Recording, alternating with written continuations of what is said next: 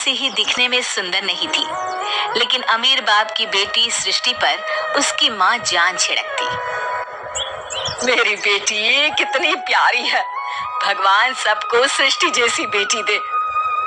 सृष्टि धीरे धीरे बड़ी होती है।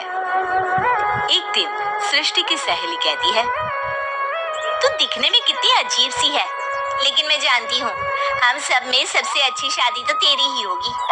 तेरे पापा अमीर जो है। और बता नहीं सकते यार, दहेज तो हर कोई देता है, ये क्या ज्यादा ले जाएगी अपने पति के लिए? अरे बड़े शहर में कोठी है इसके पापा की। अरे पापा की है ना, कौन सी इसकी है? इसकी होती तब तो कोई भी लड़का इससे शादी कर लेता। अरे पापा की मतलब पापा की है तो मेरी ही है ना। किसने कहा?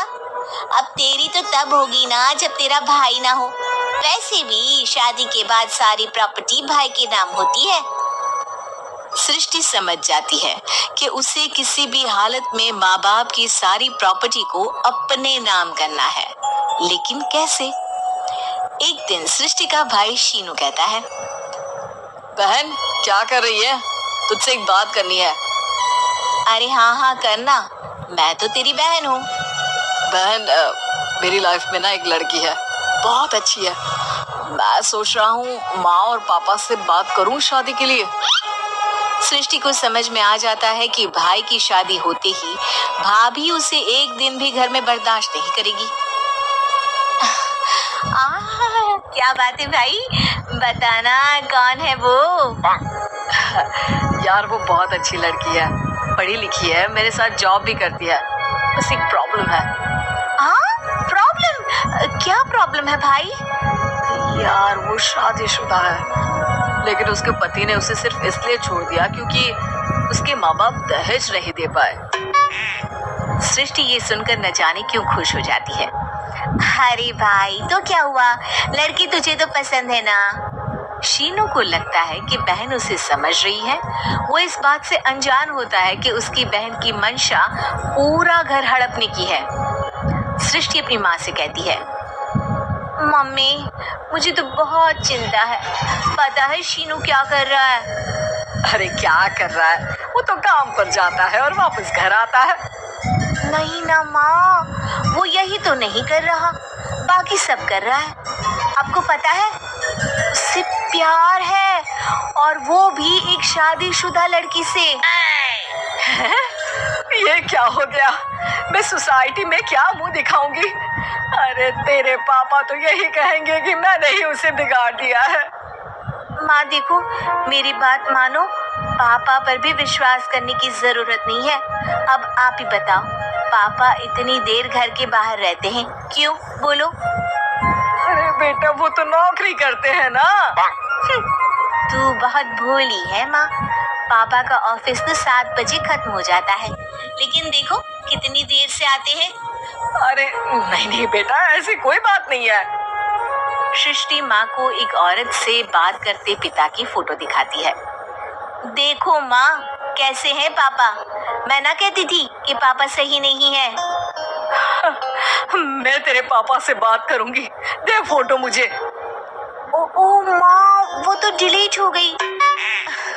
लेकिन चल तूने तो देख लिया ना, पापा से बाद में बात कर लेना, और हाँ मेरा नाम बिल्कुल मत लेना। हाँ माँ। अब क्या था, सृष्टि के माँ और पिता के बीच झगड़ा होना शुरू हो जाता है। सृष्टि के मन में क्या चल रहा था कोई नहीं जानता था। एक दिन माँ सृष्टि के लिए एक लड़का देखा है, वो लोग शाम को उसे देखने आने वाले हैं। और हाँ माँ एक खुशखबरी, मैं और पापा मिलकर एक नया बिजनेस ट्राई कर रहे हैं। शाम को लड़का आता है, सांवले रंग का। सृष्टि को तो बिल्कुल भी पसंद नहीं आता। लड़की की माँ कहती है, लड़की का चेहरा तो कोई खास नहीं, लेकिन अगर मेरे बेटे को आप लोग सेटल कर दे तो मैं उसकी शादी आपकी बेटी से करवा दूं। सृष्टि को लड़का बिल्कुल पसंद नहीं था, उसे भाई पर गुस्सा आ जाता है। लड़के वालों के जाने की बात कहती है, माँ देखा शीनू मेरे लिए कैसा लड़का लेकर आया, न दिखाने लायक न सुनने लायक, सेटल भी नहीं, वो भी हम करे। अरे माँ मैं जानती हूँ ये मेरी शादी किसी भी घर में क्यों करवाना चाहता है। अरे कैसी बात कर रही है बहन, तूने तो देखा ना, लड़के को मैंने ही मना कर दिया तुझसे शादी के लिए। जिसने लड़का बताया था उसने उसकी बहुत तारीफ की थी। बात आई गई हो जाती है लेकिन सृष्टि का मन शांत नहीं होता। क्या करूं कुछ समझ में नहीं आ रहा। मेरी शादी हो गई तो ये लोग पूरी प्रॉपर्टी शीनू के नाम कर देंगे, मेरे हाथ तो कुछ लगेगा ही नहीं। तभी सृष्टि को आइडिया आता है, वो किसी वकील को फोन करती है। जी देखिए, अगर आपके मम्मी पापा का तलाक हो जाता है तो आपके पिता की आधी प्रॉपर्टी आपकी माँ के नाम हो जाएगी, फिर उसे वो किसी को भी दे सकती है। सृष्टि अब माँ को बेटे के खिलाफ करती है। माँ शीनू पर नजर रखा करो, वो जिस लड़की के प्यार में है ना वो शादीशुदा है। यहाँ आएगी सारा पैसा रुपया जमीन जायदाद सब भड़प लेगी।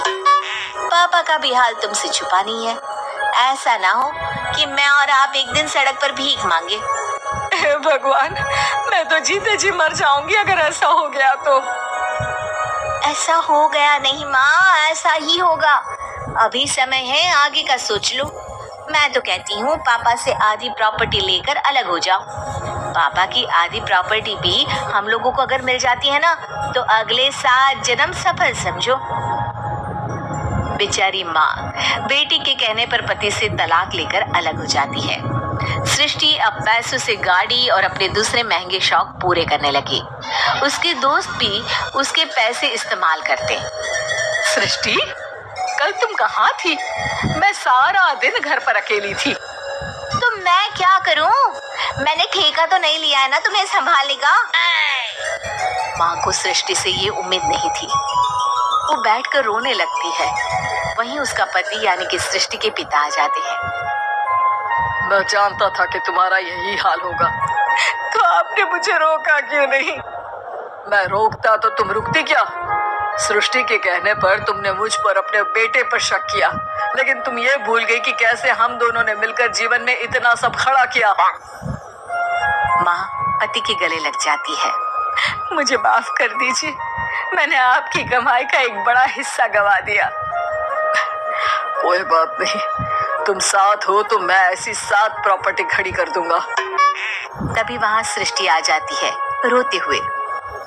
माँ मयंक ने मुझे छोड़ दिया। वो बोल रहा था जब तक मेरे पास पैसे थे तब तक ही वो मेरे साथ